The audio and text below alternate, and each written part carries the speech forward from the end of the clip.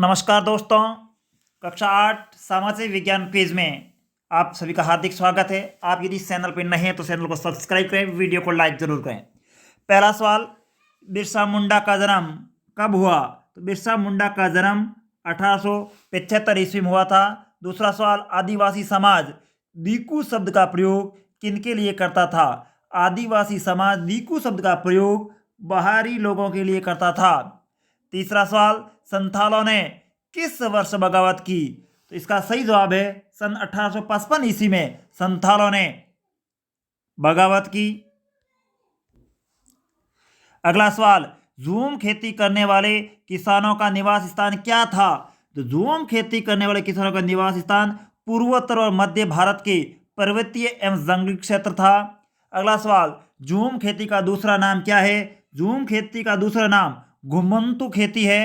अगला सवाल, भूस्वामी और पट्टेदार में क्या अंतर था?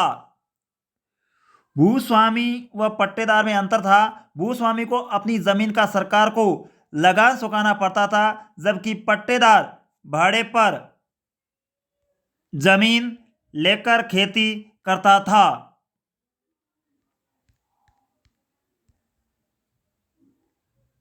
अगला सवाल, आंध्र प्रदेश के सरवा जनजाति को किस नाम से जाना जाता था? तो आंध्र प्रदेश के सरवा जनजाति को लगार्डिया नाम से जाना जाता था।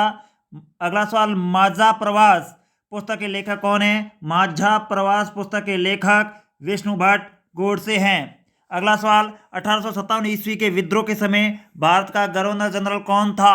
1857 ईस्वी के विद्रोह के समय भारत का गवर्नर जनरल लॉर्ड कैनिंग था।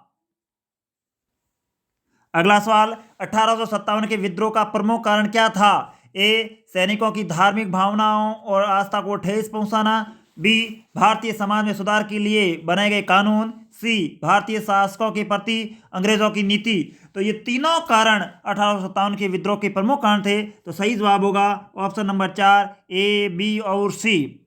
अगला सवाल, ईसाई मिशनरियों को खुलकर काम करने और जमीन संपत्ति जुटाने की छूट कब दी गई? तो सन 1830 ईस्वी में ईसाई मिशनरियों को खुलकर काम करने और जमीन संपत्ति जुटाने की छूट दी गई।